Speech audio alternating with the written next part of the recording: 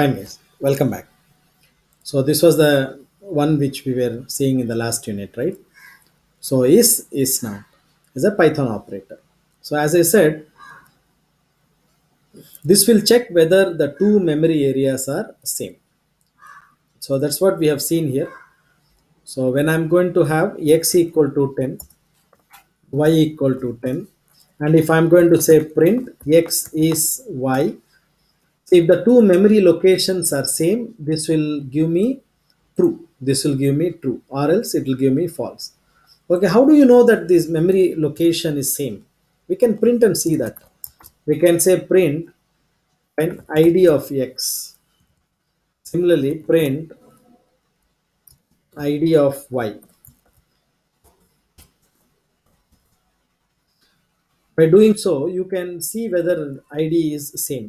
See, since the IDs are same, definitely it is going to return me true. But the same thing is not happening when you are having a list, right? N equal to n 10 comma 20, m equal to 10 comma 20. Fine. So let's print the ID of n and also print ID of m. So ஐடின்றது it's basically வந்து அங்கே memory அந்த மெமரியில் இருக்கிற லொக்கேஷனுடைய address. ஓகேவா, புரியுதா? சரி, ரெண்டு வேற வேற இருக்கு. இப்போ வேற வேற இருக்கிறதால இப்போ நீங்க வந்து print X sorry N is M சொல்லி கொடுத்தீங்கன்னா ஃபால்ஸ்னு வரும். புரியுதா? ஸோ இதான் இதோடைய சாராம்சம். அதே நீங்க இஸ் நாட் அப்படின்னு கொடுத்தீங்கன்னா இது வந்து நெகேட், அது வந்து அப்படியே ட்ரூன்னு மாறிடும். ஓகேவா, ஃபைன். பாருங்க, இஸ் நாட். Got it. சரி, அடுத்தது பாருங்க, நாட் இன்னு நாட் இன். இன்னுன்னா உள்ள இருக்கா அப்படின்னு கேட்குறோம். இப்போ உதாரணத்துக்கு எஸ்டிஆர் இருக்குங்க, ஹலோ வேர்ல்ட் இருக்கு. இப்போ டபிள்யூ இதில் இருக்கா? அதே போல் ஒரு டிக்ஷனரியில் வந்து கீ வேல்யூ இருக்கு. இப்போ கீ இருக்கான்னு கண்டுபிடிக்கலாம், வேல்யூ கண்டுபிடிக்க முடியாது. கீ 100 இருக்கா? ஸோ இந்த மாதிரி வந்து ஒரு நம்ம கலெக்ஷன்லேயோ இல்லை ஒரு ஸ்ட்ரிங்லேயோ அதில் உள்ள இருக்கா எல்லாத்துலையும் யூஸ் பண்ணலாம். பாருங்க, string, list, tuple, set, dictionary எல்லாத்துலையும் நம்ம யூஸ் பண்ணலாம். இதை ட்ரை பண்ணி பார்ப்போமா? ஸோ இப்போ லிஸ்ட்டே பார்த்துக்கலாமே. இங்கே print n in n, n in n சொல்லி போட்டிருக்கோம். இருந்தா ட்ரூ, இல்லாட்டி ஃபால்ஸ். ஓகேவா? இதே நம்ம வந்து 30 in in கொடுத்தோம்னா இது என்ன சொல்லுவோம்? இல்லைன்னு சொல்லிடும். இதே டிக்ஷனரிலையும் பார்ப்போமா? Fine. Attendance equal to fine. டிக்ஷனரிக்கு எப்படி கொடுப்போம்? ஃப்ளார் பேசஸில் கொடுத்து ஃபைன் 100. இது வந்து நம்ம சொல்லலாம் ராமுன்னு சொல்லலாம். இங்கே உதாரணத்துக்கு 200 சோமு இப்படி கொடுத்தா நம்ம இதில் கண்டுபிடிக்கலாம். பிரிண்ட்டு ஃபைன் 100 இன் அட்டெண்டன்ஸ்.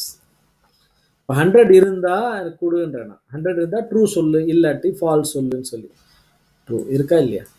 இப்போ 300 கொடுக்குறேன், 300 அதில் இல்லை. அப்போ என்ன சொல்லணும்? இது இல்லைன்னு சொல்ல போகுது, அவ்வளோ. காட் இட் கைஸ், புரியுதாம்மா? ஸோ இது வந்து நமக்கு இது ஸ்பெஷல் ஆப்ரேட்டர்ஸ். இது இஸ் நாட்டு, இன்னு ஃபைன், நாட் இன். இன்னு நாட் இன், கரெக்டா? இன்னு நாட் இன். நாட் இன்னா அப்படியே நெகேட். ஓகே, புரிஞ்சிச்சா? Fine. Last topic, name space. Name ஸ்பேஸ்ன்னா நல்லா புரிஞ்சுக்கோங்க. நேம் ஸ்பேஸ்ன்றது to give a unique name to identify to give an identity to an object. உதாரணத்துக்கு ஐடி இருக்குது. ஐடி பார்த்தீங்கன்னா யூனிக்காக இருக்கா இல்லையா?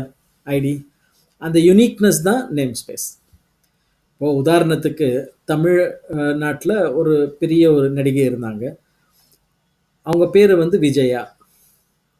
இப்போ விஜயான்னு சொன்னால் முழிப்போம், யார் இது, யார் அது, யார் இதுன்னு.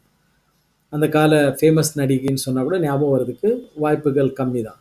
ஆனால் அதே கேஆர் விஜயான்னு சொன்னால் தமிழ்நாட்டுக்கே தெரியும், அப்படி தானே? ஸோ கேஆர் என்றது என்னன்னா நேம் ஸ்பேஸ். எந்த விஷயம் வந்து ஒரு விஷயத்தை யுனிக் ஐடென்டிட்டி ஒரு ஐடென்டிஃபிகேஷன் தருதோ அதை தான் நம்ம நேம் ஸ்பேஸ் என்னுவோம். இங்கிருந்த நம்மளுடைய ஒவ்வொரு நேமையும் உதாரணத்துக்கு நம்ம பேரை எடுத்துக்கோங்களேன். என்னுடைய பேர் வந்து எங்கள் அப்பாவோட பேரோட இணைஞ்சிருக்கும். ராமன் சுப்பிரமணியன். சுப்பிரமணியன் அப்பா பேராக இருக்கும். ஃபைன்.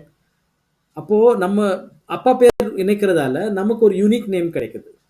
ராமன் சொல்லி 1000 பேர் இருக்கலாம். ராமன் சுப்பிரமணியம், என்னோட தாத்தா பேர் வந்து லக்ஷ்மண், ராமன் சுப்பிரமணியம் லக்ஷ்மண்னா அது ஒரு யூனிக் ஐடென்டிட்டியை தரும். இன்ஃபேக்ட் கம்பெனிஸ்லாம் போய் பாருங்கள், இனிஷியலோடு தான் கூப்பிடுவாங்க, உங்களை சர்நேம் வச்சு தான் கூப்பிடுவாங்க. ஃபைன். இந்த மாதிரிலாம் எதுக்கு பண்ணுறாங்கன்னா யூனிக் ஐடென்டிட்டிக்காக. ஸோ நேம் ஸ்பேஸோட அர்த்தம் என்னன்னா, to give a unique identity and a unique identification. ஒரு பேருக்கு ஒரு யூனிக்னஸ் இருக்கணும். அந்த யூனிக்னஸோடைய இங்கிலீஷோட வார்த்தை தான் name space. God it guys. So இதுதான் நம்மளுடைய ஃபஸ்ட்டு சாப்டர் இது. இப்போ இந்த சாப்டர் வந்து கிட்டத்தட்ட எவ்வளோ ஸ்லைட்ஸ் போயிருக்கு? 37 ஸ்லைட்ஸ் போயிருக்கு நமக்கு. ஓகேவா? இதில் என்னென்ன கற்றுக்கிட்டோம் நாம்? We learned fine almost the basics. இப்போ கலெக்ஷன்ஸ் பார்த்துட்டோம், வேரியபிள்ஸ் பார்த்துட்டோம், கீவேர்ட்ஸ் பார்த்துட்டோம், அப்புறமா ஆப்ரேட்டர்ஸ் பார்த்துட்டோம். அப்படி தானே? சரி, நிறைய நிறைய வேர்ட்ஸை, நிறைய திங்ஸை நாம் இப்போது கற்றுக்கிட்டு இருக்கோம். ஸோ இது வந்து பேசிக்ஸ் தான். இது வந்து அட்வான்ஸ் கிடையாது. இப்போ ஒரு கிளான்ஸ் தான் பார்க்குறேன்னா பாருங்கள், எல்லாமே உங்களுக்கு வந்து இப்போது அத்துப்படியாக இருக்கும். இது எல்லாமே இது என்னன்னு அட்லீஸ்ட் உங்களால் சொல்ல முடியும். ரைட்? இது ஃபுல்லாக பார்த்துட்டோம். 9 டாபிக்ஸ் பார்த்துருக்கோம் இன்ட்ரோடக்ஷனில். இது கிட்டத்தட்ட வந்து ஒரு 1.5 மணி நேரம் ஆல்மோஸ்ட் போயிருக்கு. ஸோ இதை நீங்கள் படிச்சுட்டு இதுக்கான லேபு, இதுக்கான கொஞ்சம் எக்ஸசைசஸ் நான் தனியாக கொடுக்குறேன். அதை ப்ராக்டிஸ் பண்ணலாம் நீங்கள். ஓகேவா? ஸோ ப்ராக்டிஸ் தான் மேக்ஸ் யூ பர்ஃபெக்ட். இப்போ நம்ம படிக்கிறது ஒன்றுன்னா எந்த ஒரு சப்ஜெக்ட்டுமே சரி ப்ராக்டிஸ் பண்ணணும். ஸோ படிச்சுட்டோம், நல்லா இதை இப்போது புரிஞ்சிச்சு, உடனே நம்ம ப்ராக்டிஸ் பண்ணிட்டோம்னா நமக்கு இது காலங்காலத்துக்கு இது நமக்கு ஞாபகமாக இருக்கும். ஓகே. ஸோ அடுத்தது நம்ம வந்து நெக்ஸ்ட் சாப்டரில் நம்ம ஃப்ளோ கண்ட்ரோல்ஸ் பார்க்க போகிறோம். ஸோ ஒவ்வொன்றா இந்த மாதிரி முடிக்க போகிறோம். ஸோ ஒரு வச்சுங்களேன், ஒரு மொத்தம் ஒரு 7 hours 8 hours வச்சுக்கிங்களேன். 10 hours டோட்டலாக முடிக்கிறதுன்னு 10 hours ஆகும். பட் இந்த 10 hours இந்த வீடியோ தான். ஆனால் நீங்கள் என்ன பண்ணணும்னா ஒவ்வொரு வீடியோவையும் 1க்கு 4 தடவை நீங்கள் கேட்கணும்.